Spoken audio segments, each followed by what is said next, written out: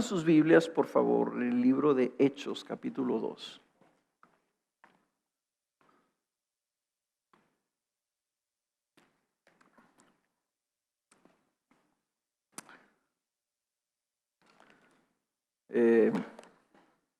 Ya se habrán dado cuenta que muchas veces yo hago una introducción de lo que voy a hablar y que la introducción resulta a veces más larga que el texto que voy a leer.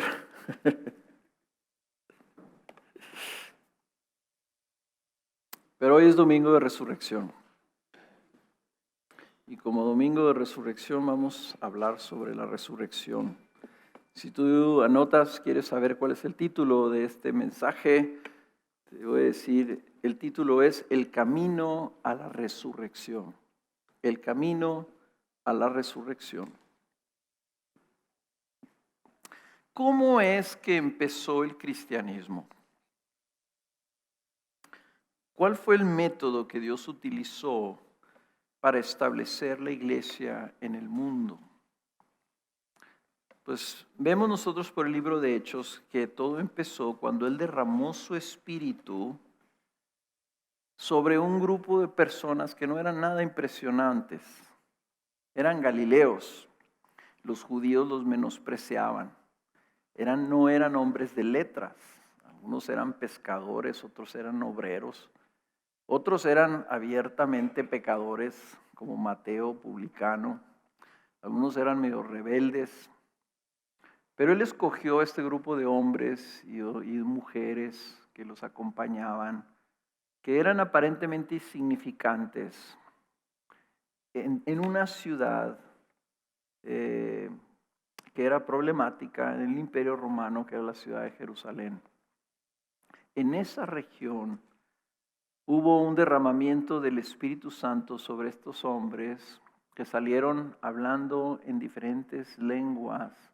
Y gente de todo el mundo, judíos de todo el mundo estaban reunidos y oyeron un mensaje. ¿Cuál era ese mensaje? Después de Pedro explicar lo que estaba sucediendo y hacer una relación, vemos que los apóstoles de manera sistemática daban este mensaje que viene en Hechos capítulo 2, versículo 22. Y dice así: varones israelitas, estaban hablando los judíos, escuchad estas palabras. Jesús el Nazareno, y recuerden que vimos en el Evangelio de Lucas que Nazaret era un pueblo desconocido completamente, que nadie pensaba que podía venir algo bueno de Nazaret, porque era parte de Galilea. Dice, varón confirmado por Dios entre nosotros con milagros, prodigios y señales que Dios hizo en medio vuestro a través de él, tal como vosotros mismos sabéis, a este, entregado por el plan predeterminado y el previo conocimiento de Dios, clavasteis en una cruz por manos de impíos y le matasteis, a quien Dios resucitó, poniendo fin a la agonía de la muerte, puesto que no era posible que él quedara bajo el dominio de ella. Y luego miren cómo continúa en el versículo 32. A este Jesús resucitó Dios, de lo cual todos nosotros somos testigos.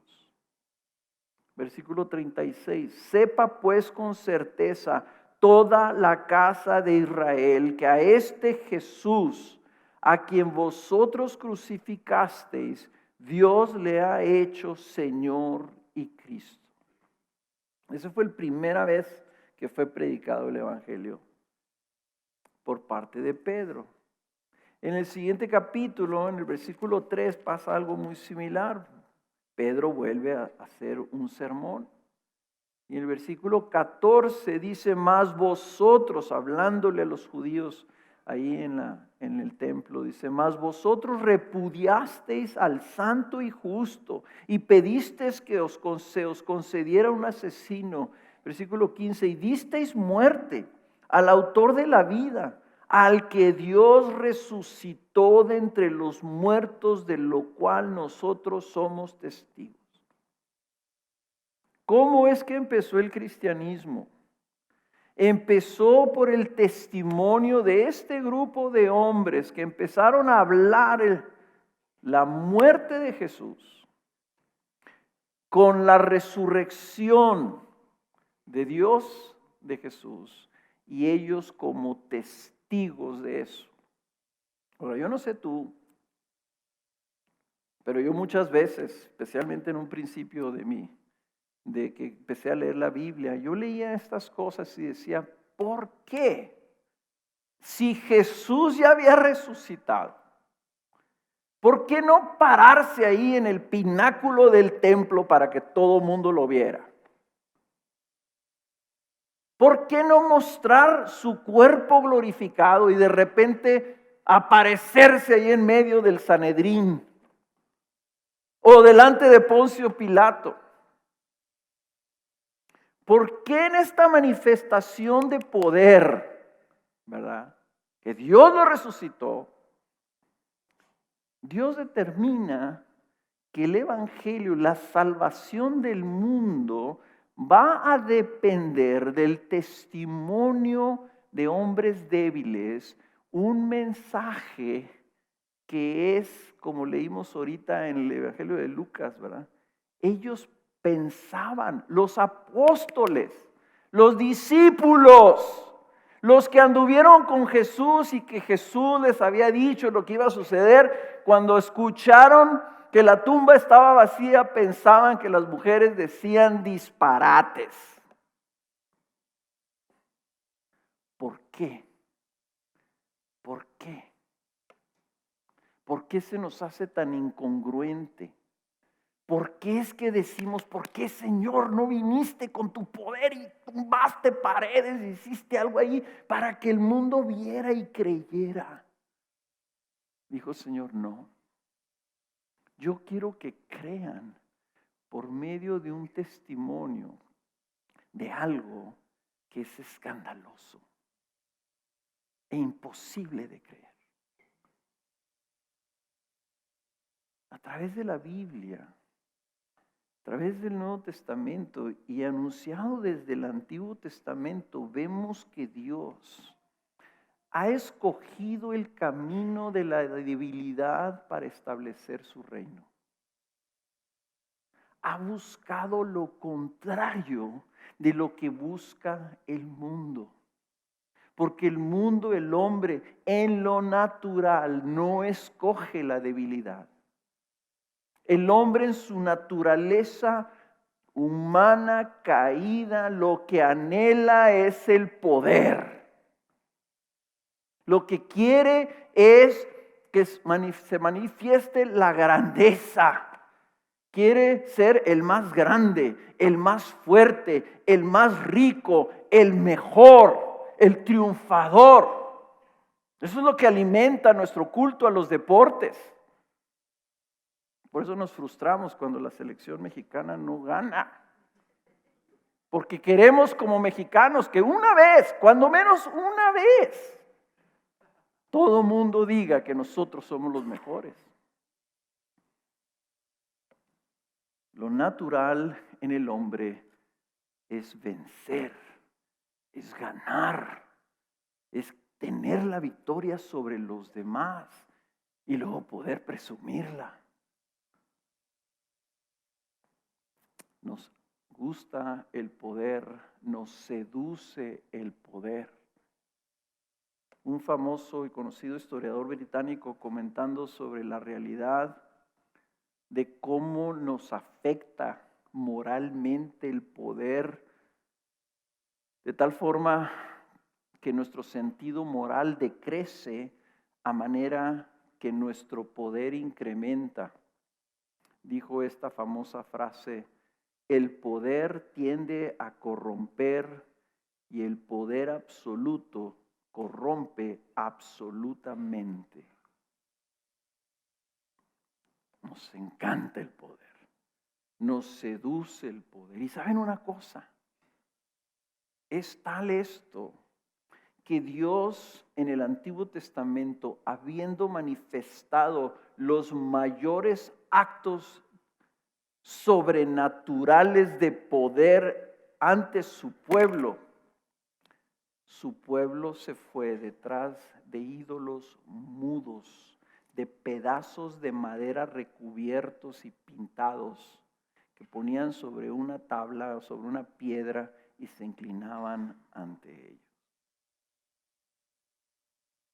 Y estamos hablando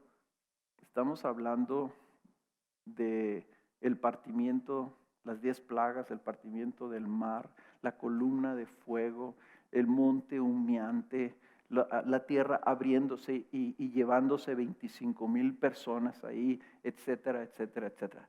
¿De qué les sirvió las manifestaciones del poder a un pueblo incrédulo? Lo mismo, creo yo, hubiera sucedido si Cristo se hubiera manifestado arriba del pináculo en toda su gloria. Amamos el poder, pero queremos el poder para nosotros. Y curiosamente no nos inclinamos ante el poder de nuestro Señor. Sin embargo, nuestro Dios es el Todopoderoso. Todopoderoso. Que puede hacer todas las cosas. Que es el que hizo el universo solamente con hablarlo. Ahora que descubrieron el hoyo negro, ¿verdad? No lo descubrieron, ¿verdad? Era una teoría y no sé cómo, no entiendo qué tecnología usaron, ¿verdad? Tomaron una fotografía de un hoyo negro que está a 50 billones de años luz de la Tierra, en otra galaxia. Yo digo, bueno, pues no sé si creerlo o no creerlo, ¿verdad? Pero es un hoyo negro. Y lo pudieron fotografiar porque a través de la tecnología lograron percibir una luz que está a su alrededor. Y no saben lo que está del otro lado del hoyo negro y ellos piensan que es infinito. Inclusive usan hasta el término que a través de ese hoyo tú entras a la eternidad, donde no hay ni siquiera tiempo, ni materia, ni nada. No saben qué es el hoyo negro. Y nosotros encantados viendo a los hombres rascarse la cabeza tratando de entender el universo, como hormiguitas tratando de entender, ¿verdad?, el sol. El nuestro Señor es el Todopoderoso, pero es santo. Y la santidad de Dios significa que Él es completamente diferente a nosotros. A veces pensamos cuando decimos que Dios es santo, es que Dios no tiene pecado. Obvio, Él no puede tener pecado porque Él es el que establece lo que es pecado y lo que no es pecado. Pero la santidad lo que significa, Él es Dios y nosotros no. Él es completamente diferente a nosotros, es completamente separado de nosotros, no es como nosotros, Él está apartado de su creación, no es como la creación. No lo podemos definir con las cosas que conocemos. No podemos decir que Dios es como que lo contrario de un hoyo negro. El Señor Todopoderoso es santo. Y porque es santo, contrario a nosotros que no lo somos, Él camina y escoge no caminar en el poder, teniendo el poder, sino caminar un camino de debilidad. El mensaje del Evangelio de Jesús, dice la Escritura que es locura y necedad para el mundo, porque es un mensaje inverso, contradictorio para el mundo. Es un mensaje que relata la debilidad y vulnerabilidad del Hijo del Hombre que vino en semejanza en semejanza de cuerpo de pecado, dice la Escritura. Vino a morir, vino en un cuerpo que podía ser muerto. Y ese mensaje está siendo transmitido por hombres débiles como nosotros. Hablando un mensaje que es imposible para creer en el esfuerzo humano sin la intervención del Espíritu Santo. Es un mensaje que en lo natural al hombre le va a parecer necedad. Lo que quiero que veamos ahora, hermanos, en el texto que vamos a leer, es que aunque el mensaje de la resurrección habla de la victoria y poder de nuestro Dios, no debemos perder de vista que esa resurrección es la culminación de un caminar particular modelado de Jesús y que ahora como sus discípulos nosotros estamos llamados a seguir. Nosotros estamos llamados a seguir los pasos de Jesús si somos llamados a ser como Él. Ahora sí, abran sus Biblias en Romanos capítulo 6, versículo 1. Romanos capítulo 6, versículo 1.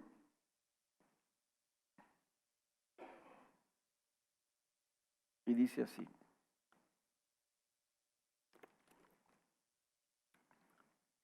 ¿qué diremos entonces? ¿Continuaremos en pecado para que la gracia abunde? De ningún modo. Nosotros que hemos muerto al pecado, ¿cómo viviremos aún en él?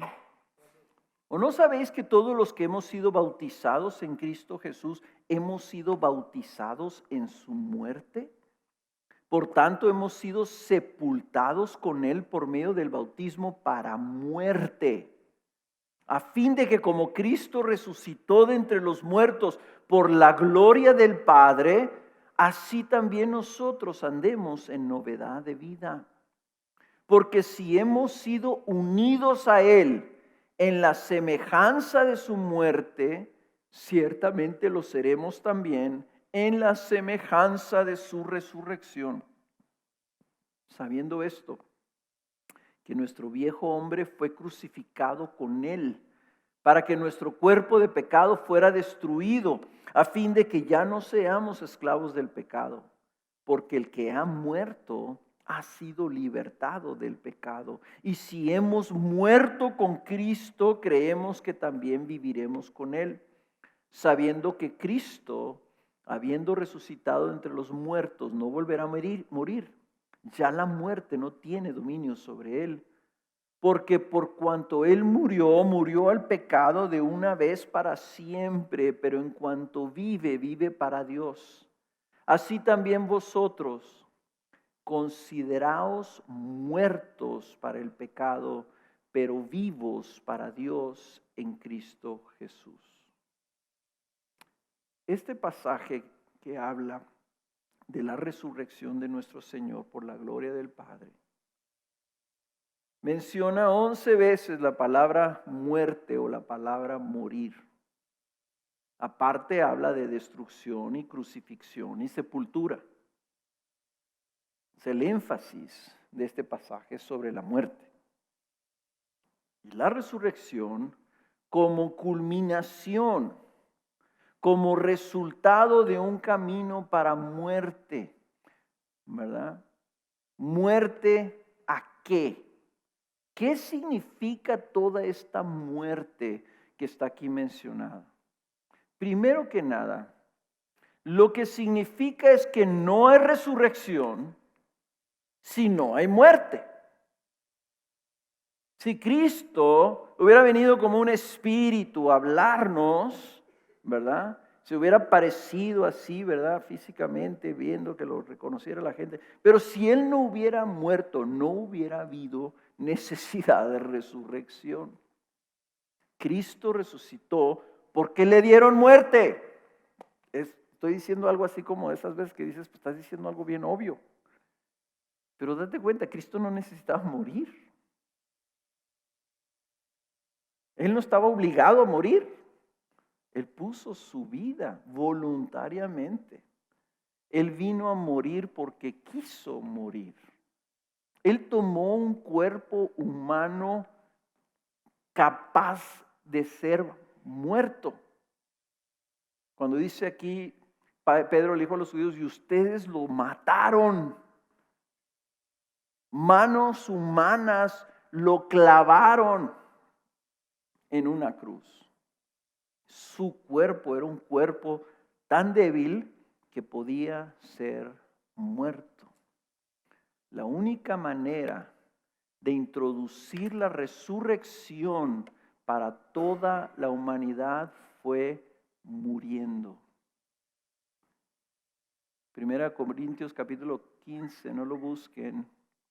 Dice esto: mas ahora Cristo ha resucitado de entre los muertos, primicias de los que durmieron, porque ya que la muerte entró por un hombre, también por un hombre vino la resurrección de los muertos. Ese hombre por el cual entró la muerte fue Adán. Su resurrección fue la culminación de un proceso de vida en debilidad hasta la muerte y muerte de cruz. Jesús vivió un camino que lo llevó a morir para que nosotros ganáramos la herencia de vivir unidos a Él para siempre. Él murió primero para que nosotros pudiéramos obtener la vida de resurrección. Pero el segundo punto que nosotros tenemos que ver aquí, hay que poner ojo. Él murió primero para que nosotros pudiéramos recibir la resurrección, pero ojo, este texto dice que nosotros estamos unidos a Cristo. Y que porque estamos unidos a Cristo, tendremos también la bendición y la herencia de la resurrección eterna en gloria. Pero muchos de nosotros quisiéramos entender que estamos unidos en Cristo no más en esto. Pero la Escritura dice que estamos unidos a Él en su muerte, en su caminar en debilidad. Lo que este pasaje nos está diciendo en segundo término es que el que se une a Cristo, se une a Él en su caminar para muerte, para que entonces esté unido a Él en su resurrección.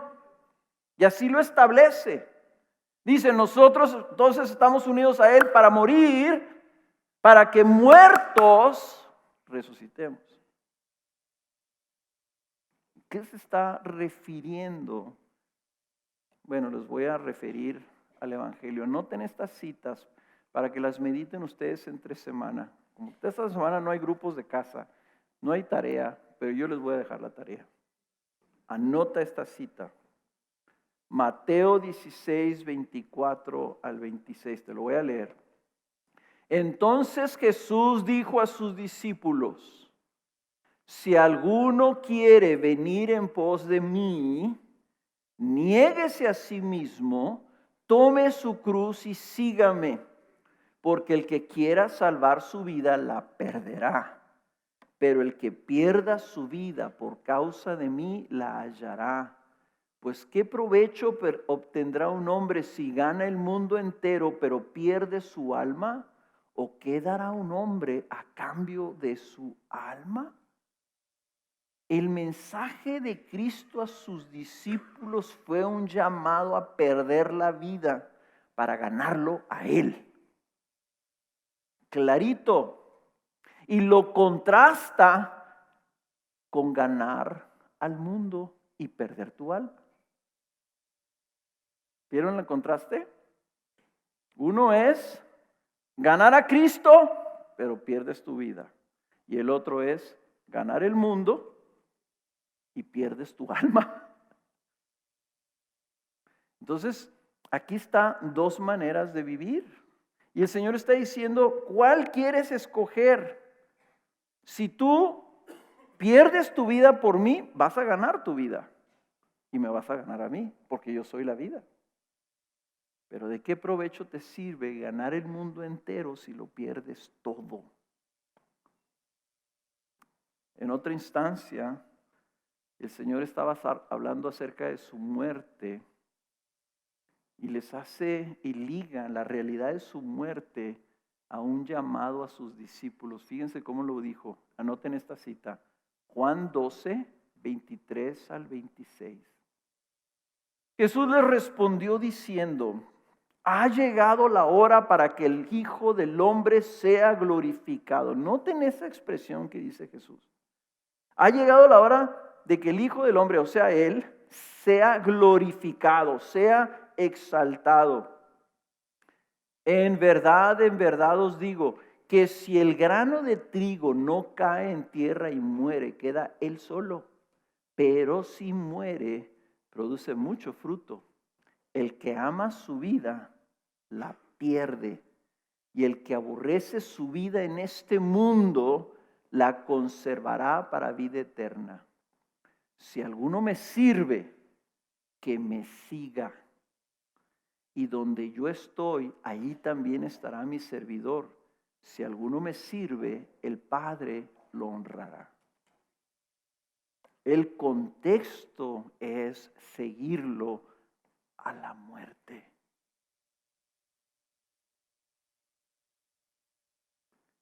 El Señor Jesús nunca se disculpó de haber llamado a sus discípulos a dar su vida por Él, porque iban a ganarlo todo. Al Padre, ¿verdad? Él va a estar con Él en su presencia para siempre, a ganar su vida perdiéndola. Ahora, esto es lo que entendieron los apóstoles, esto es lo que dijeron los apóstoles, esto es lo que manifestaron en sus propias vidas, y tenemos el testimonio de Pablo, cómo él entendió esto de parte de Jesús. Anoten esta cita, Filipenses 3, 7 al 11. Fíjense lo que dice el apóstol Pablo. Todo lo que para mí era ganancia, lo he estimado como pérdida por amor de Cristo. Y aún más, yo estimo como pérdida todas las cosas en vista del incomparable valor de conocer a Cristo Jesús, mi Señor, por quien lo he perdido todo y lo considero como basura a fin de ganar a Cristo y ser hallado en Él, no teniendo mi propia justicia derivada de la ley, sino la que es por la fe en Cristo, la justicia que procede de Dios sobre la base de la fe, y conocerle a Él, el poder de su resurrección y la participación de sus padecimientos, llegando a ser como Él en su muerte, a fin de llegar a la resurrección de entre los muertos. ¿Se fijaron? Dice Pablo, yo quiero experimentar la resurrección, pero él entiende que el camino a la resurrección dice participar de los padecimientos, llegando a ser como Él hasta en su muerte. Dice, a fin de llegar a la resurrección de entre los muertos. ¿Cuál es el camino a la resurrección? La muerte. Este es el camino que establece el Señor. Esto es lo que significa la santidad de Cristo. Que Cristo no vino con poder, sino que vino en debilidad, en vulnerabilidad, a morir, a considerar los intereses de los pecadores como superiores a Él, a negarse, negar sus prerrogativas divinas, a pasar hambre en un desierto, a sentir la agonía a un grado que goteaba su sudor con sangre, a sentir que se moría, porque iba a morir como un maldito, como un criminal. Ese es el camino que escogió Jesús, pero no lo escogió nomás porque sí, lo escogió para que fuera el camino de los que lo iban a seguir. Él inauguró, hablamos, ¿verdad?, de que Él inauguró un camino al Padre. No, la pregunta es, ¿y cómo es ese camino? Es el camino de Jesús. Es el camino de la muerte. Estar unido a Cristo también incluye padecer junto con Él, estando dispuestos a perder nuestra vida, a dejar nuestra ganancia, para ganar a Cristo. Ahora, a lo mejor tú estás diciendo, Carlos, nos estás llamando a todos al martirio.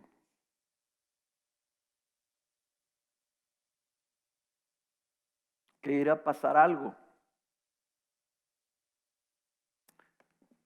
La verdad de las cosas es que la Biblia, el Nuevo Testamento, habla del martirio. No debemos escandalizarnos que un día el Señor nos diga, hermanos, hijos, siervos míos, algunos de ustedes van a morir. Y si tú piensas, oye, el cristianismo entonces no me conviene. Pues no te conviene si tu propósito es ganar tu vida. Pero si tú quieres ganar tu alma, te conviene definitivamente.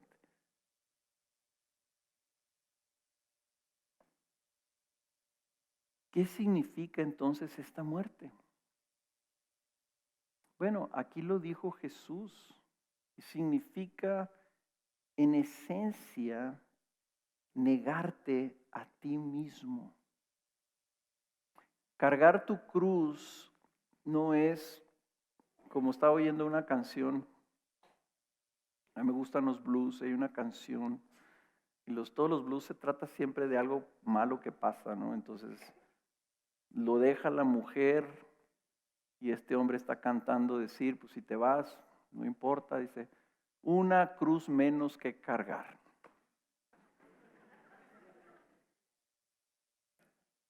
No, así, eso no significa cargar tu cruz. Algunos de ustedes están diciendo, sí, pues yo llevo mi cruz, aquí está mi esposa, ¿no? No.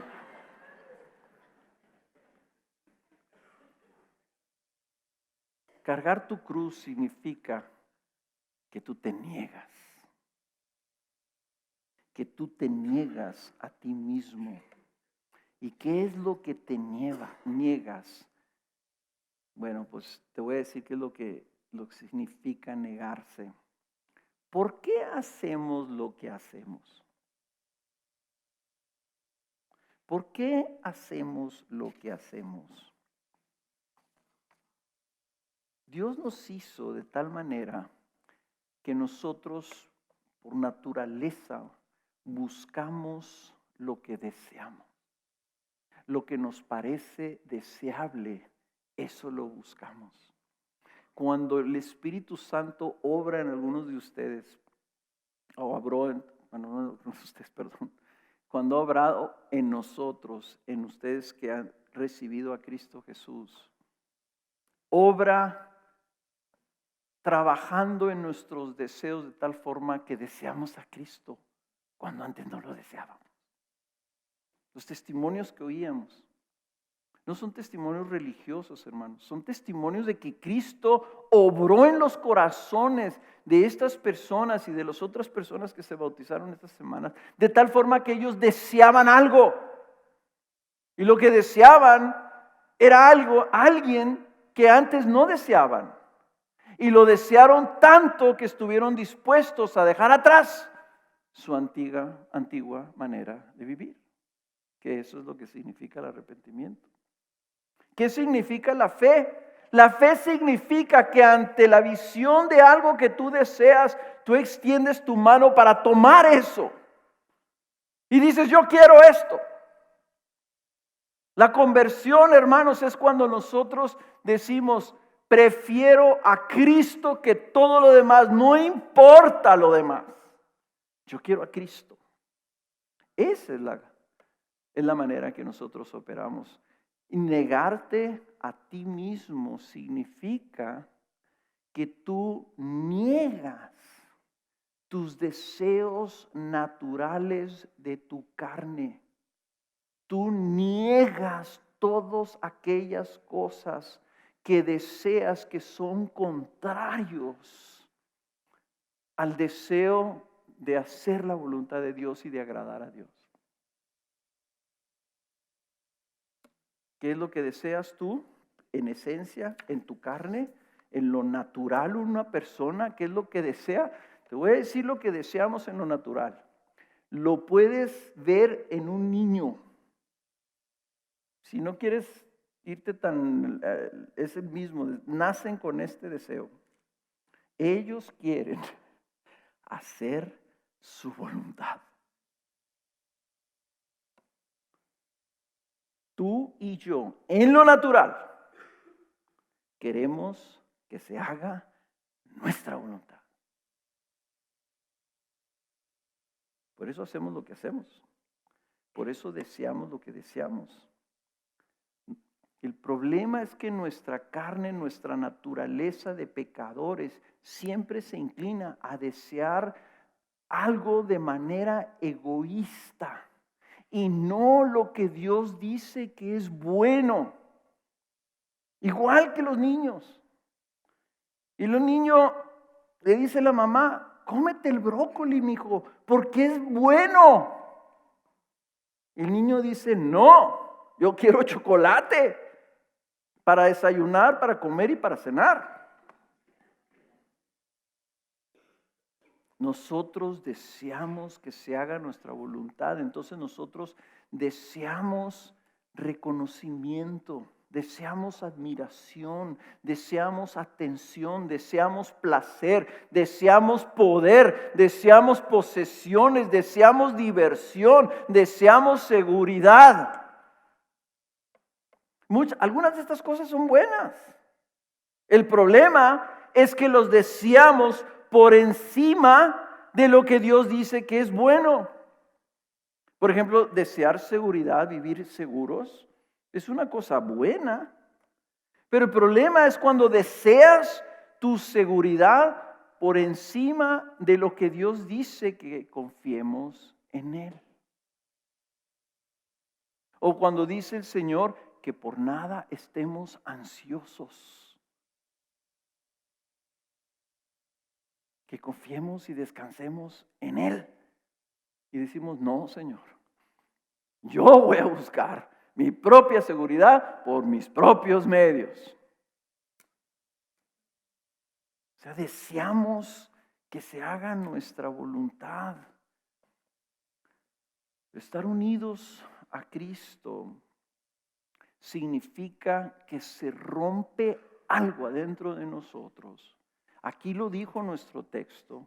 Se crucifica algo en nuestras vidas, se mata algo en nuestras vidas, se rompe algo en nuestras vidas. Que dice aquí el texto que entonces nosotros ya no estamos esclavizados al pecado. ¿Qué es el pecado? ¿Qué es el pecado? Si tú me dices, el pecado es no robarás, no matarás, no entiendes lo que es el pecado. Esos son diferentes manifestaciones del pecado. El pecado es querer hacer tu voluntad por encima de hacer la voluntad del Señor. Es desear tú lo tuyo en lugar de desear lo que Dios dice que es bueno. Esa es la rebelión. Es la rebelión en un niño. Si tú le dices, siéntate. Y el niño dice, no me quiero sentar, me quiero parar y quiero correr y quiero brincar en todos los asientos de las sillas aquí del auditorio. Eso es lo que yo quiero y eso es lo que voy a hacer. Ese es el pecado. Que el Señor nos dice, estate quieto. Y nosotros decimos, no me quiero hacer quedar quieto, yo quiero hacer mi voluntad. Y el Señor nos dice, esta relación no te es lícita, no es buena para ti. Y nosotros decimos, pero yo la quiero.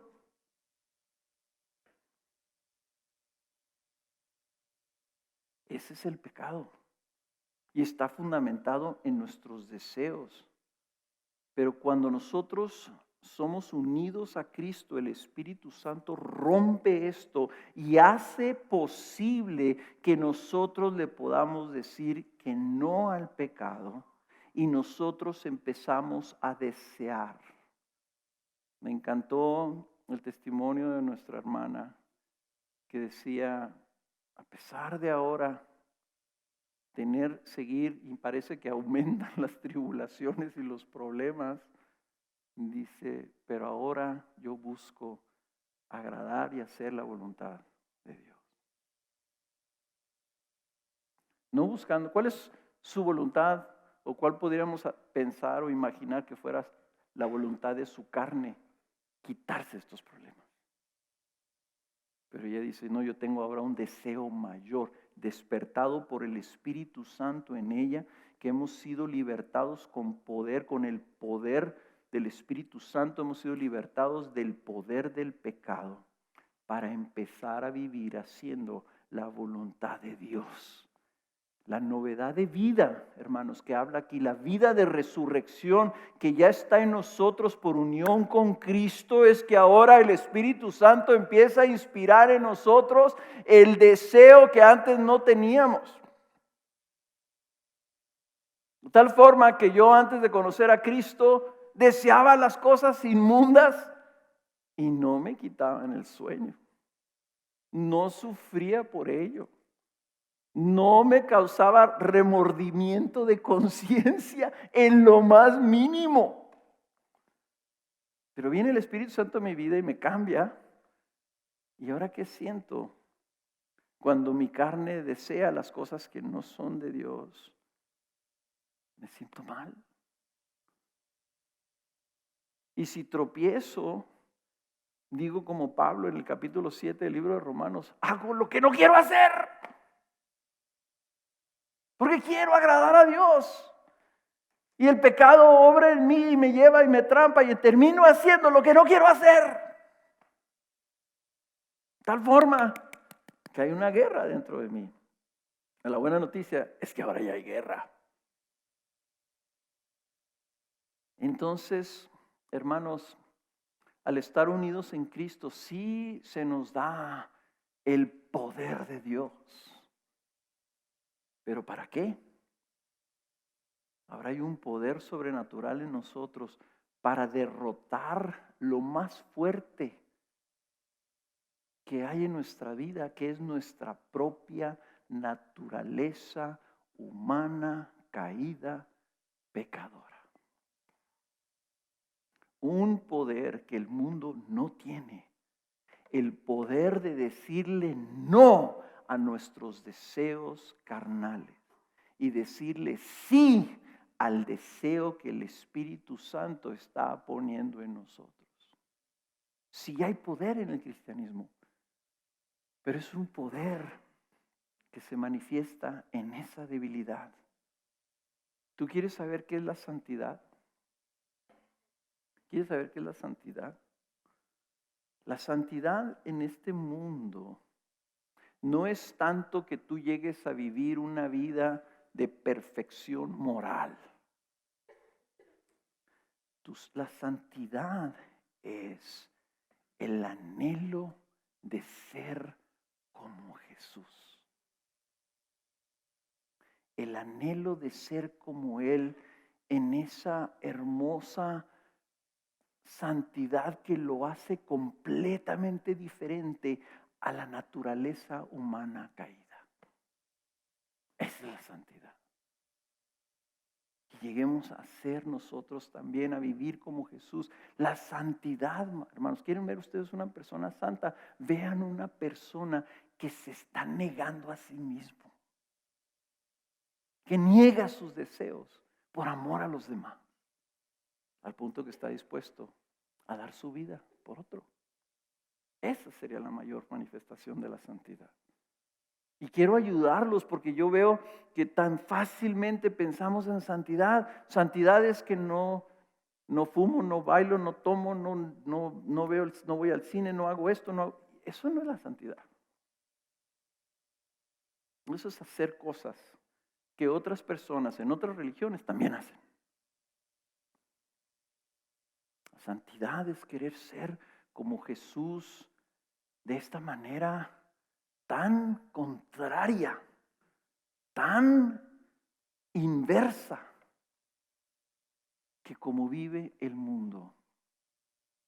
Nuestra victoria viene cuando en esa debilidad nosotros, apoyados y agarrados del Espíritu Santo, nos negamos.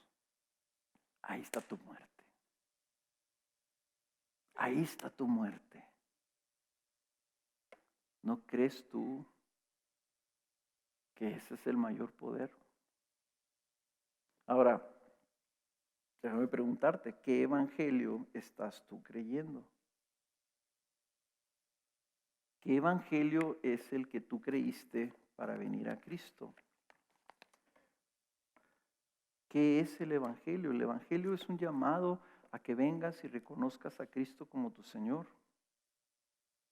Y eso significa que tú rindes tu vida a Él y estás dispuesto a cargar tu cruz y negarte. Yo no sé si en el bautismo debiéramos no solamente preguntar que está dispuesto la persona a ser discípulo de Cristo y decirle, ¿estás dispuesto a ser discípulo de Cristo y a negarte a ti mismo y cargar tu cruz y seguirlo Él, inclusive hasta la muerte?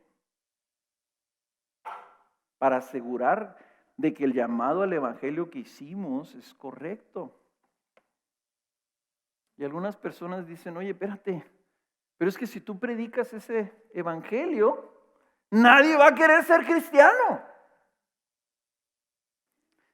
Y te voy a decir una cosa, van a querer ser cristianos aquellos que el Espíritu Santo obra en ellos para que quieran lo que es antilógico querer.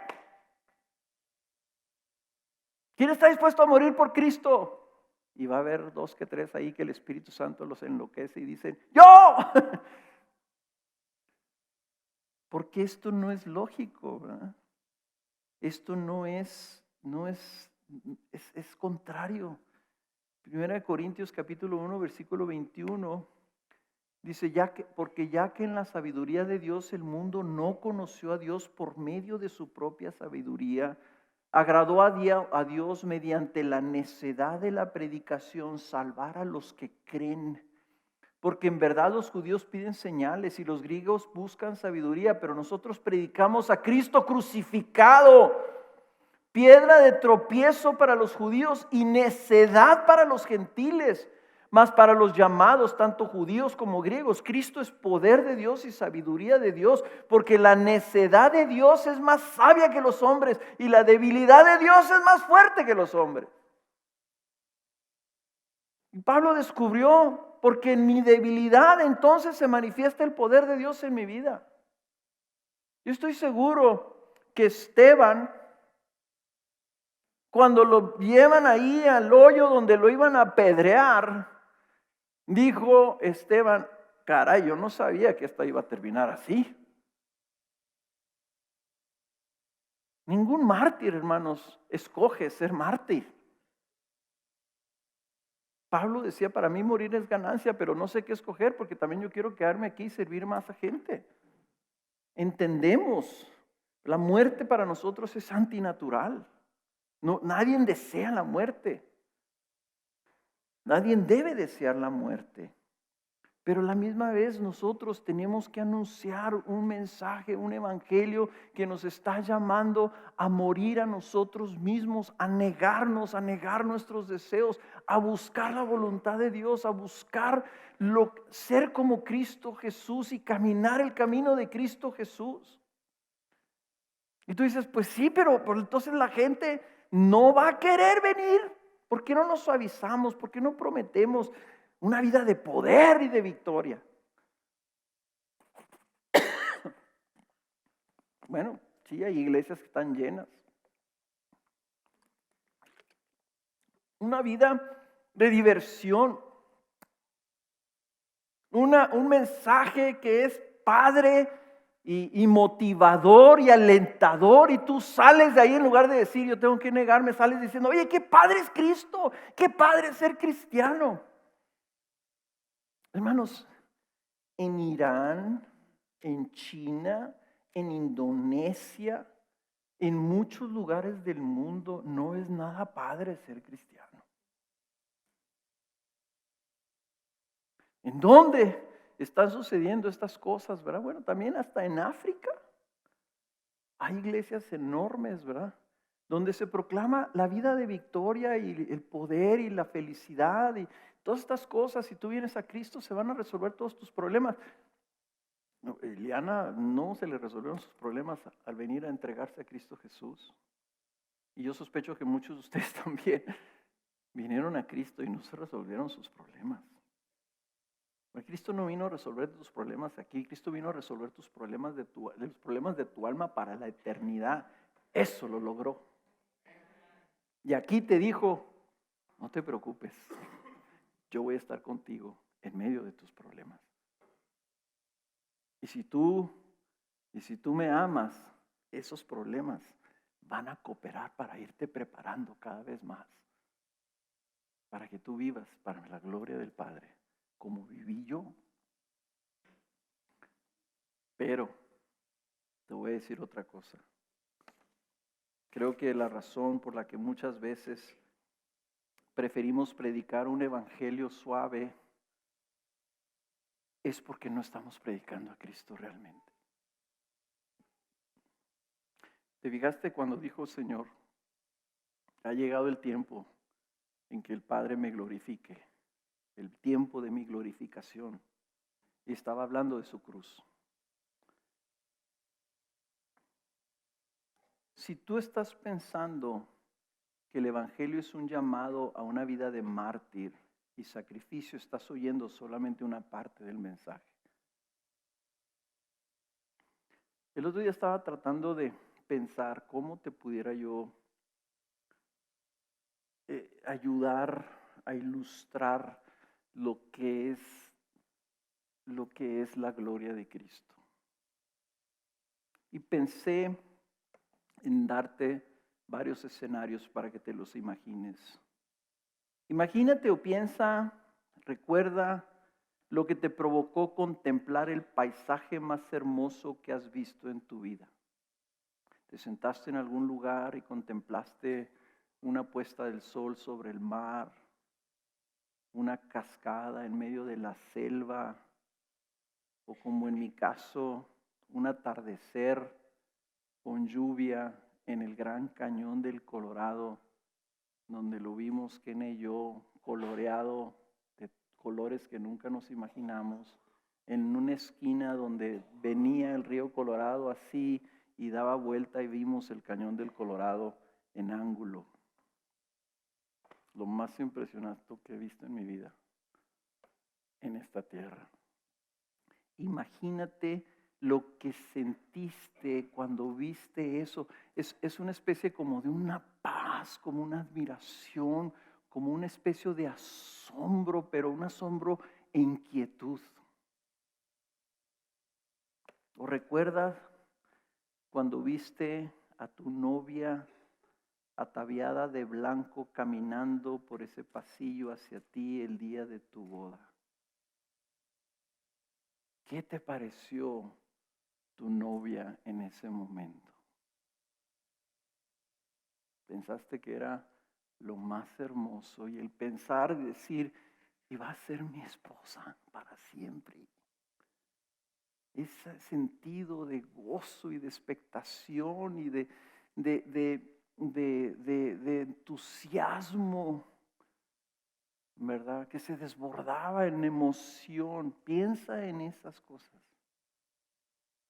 O tal vez recuerda aquella vez que tuviste a uno de tus bebés en tus brazos y por primera vez en su vida te sonrió. ¿Recuerdas lo que te produjo esa belleza?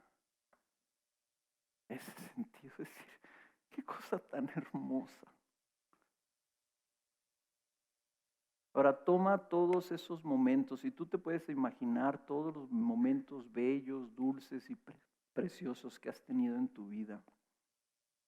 Júntalos todos. Dios te los concedió para que tengas una probadita de lo que es lo precioso. Si los acumulas durante toda tu vida, serían equivalentes a la hermosura de la santidad de Cristo localizada en la punta de uno de sus cabellos.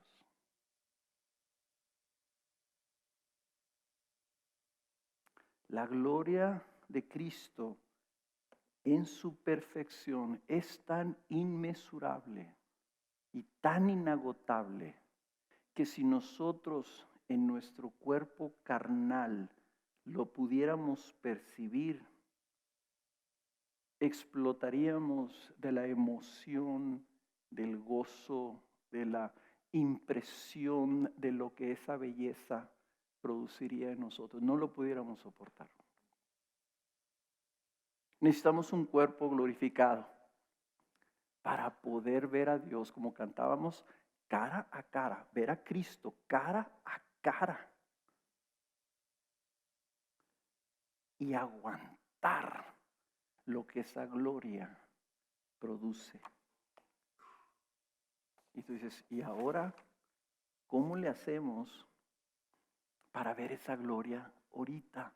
De tal forma que podemos nosotros recibir el beneficio de esa gloria, de la misma manera como Jesús dice que su muerte fue su glorificación, pero Jesús nos da el camino porque Él dijo en Hebreos capítulo 12, versículo 2, que Él soportó la cruz, soportó la muerte por el gozo puesto delante de Él.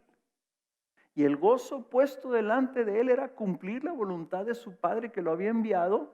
El Padre lo envió y le dijo, hijo, quiero que vayas y quiero que mueras.